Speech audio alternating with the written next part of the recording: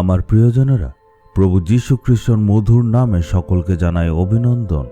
এই সুন্দর জায়গাটা আপনারা দেখছেন, এই জায়গাটার নাম হচ্ছে কোভালাম।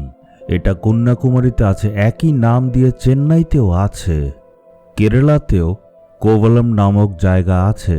এই জায়গাটাও কোভালাম, পাশের গ্রামটা খুবই সুন্দর, সমুদ্রের ধারে একটা ছোট্ট গ্রাম, দেখতে কি সুন্দর। আর প্রতিদিন সন্ধ্যার সময় এই জায়গাতে অনেক লোকেরা আসে, লাখ লাখ লোকেরা এখানে আসে যাতে এখানের সূর্য অস্তটা দেখতে পারে।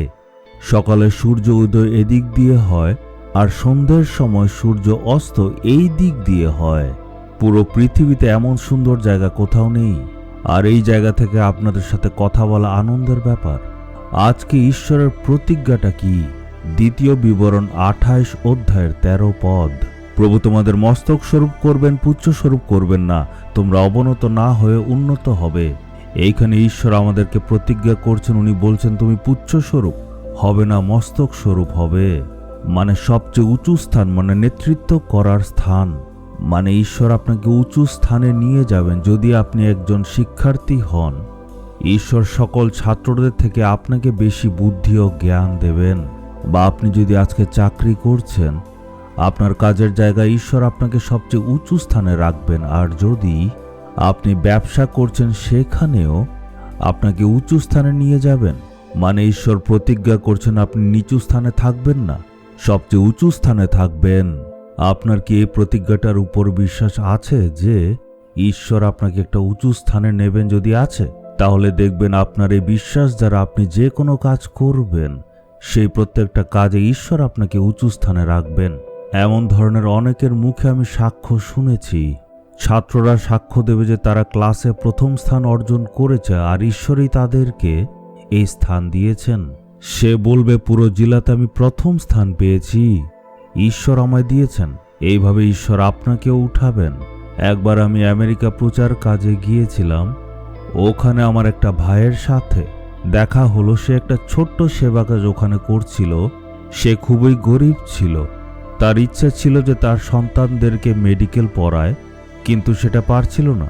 ওই দেশে ডাক্তারি পড়ার জন্য অনেক বেশি খরচার দরকার ছিল আর তার কাছে সেই সামর্থ্য ছিল না। কিন্তু অনেক দিন পর যখন আমার উনার সাথে আবার দেখা হলো, তখন উনি আনন্দের সহিত বললেন যে ভাই, ঈশ্বর অলৌকিক কাজ করেছেন। সে বলল আমার তো অনেক অভাব ছিল, কিন্তু ঈশ্বর এত সুন্দর একটা অলৌকিক কাজ করেছেন। আমার মেয়ে পড়াশোনায় প্রথম স্থান অর্জন করেছে আর এখন সে ডাক্তারি পড়ছে। কিভাবে সম্ভব হলো? পুরো দেশে একটা স্পেশাল পরীক্ষা হয়েছিল, সেই পরীক্ষাতে সে প্রথম স্থান অর্জন করলো। পুরো রাজ্যতে আমার মেয়ে প্রথম স্থান পেল। ঈশ্বরের আশীর্বাদে সেই কলেজে আমার মেয়ে সিট পেয়ে গেল। আর সেই বিশেষ পরীক্ষাতে যেহেতু সে প্রথম স্থান অর্জন করেছিল, তাই সেখানকার যে স্থানীয় সরকার, তারা একটা সিদ্ধান্ত নিল যে যেহেতু সেই মেয়েটা পুরো রাজ্যের মধ্যে প্রথম স্থান অর্জন করেছে, তাই তার পুরো শিক্ষার ভার সরকার নেবে। আর ভালো মার্কস পাওয়াতে তাদের কেন্দ্রীয় সরকারও বলেছে, ওদের দেশে ফেডারেল গভর্নমেন্ট বলা হয় কেন্দ্রীয় সরকারকে, তারা বলেছে তুমি যেহেতু ভালো স্থান অর্জন করেছো, তোমার সকল পড়াশোনার দায়িত্ব আমরা নেব। তার মানে সেই মেয়েটি 2টো স্কলারশিপ পেল।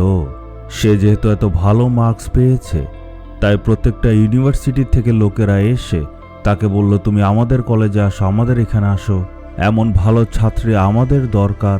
আর এই জন্য বিনা খরচাতে সে কলেজ সিটও পেয়ে গেল। আর আমার মেয়ে সেখানকার সবচেয়ে উঁচু ইউনিভার্সিটিতে এখন ভর্তি হয়ে পড়াশোনা করছে। এছাড়াও এখন আমার মেয়ে পড়াশোনা করছে, একই সময়ে রোজগারও করছে। ঈশ্বর এমনভাবে আশীর্বাদ করে আমাদের জীবনকে পাল্টে দিলেন। পড়াশোনাতে, রোজগারে ঈশ্বর 2ভাবে আশীর্বাদ করেছেন। এইভাবে ঈশ্বর অলৌকিক কাজ করেছেন, উনি উঁচু স্থানে রাখেন।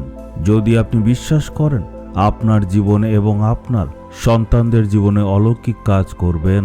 আপনি মনে বিশ্বাস নিয়ে বলবেন, হে পিতা ঈশ্বর, আপনি প্রতিজ্ঞা করেছেন তুমি পুচ্ছ নয় কিন্তু মস্তক স্বরূপ থাকবে। এই প্রতিজ্ঞার উপর আমি বিশ্বাস করি।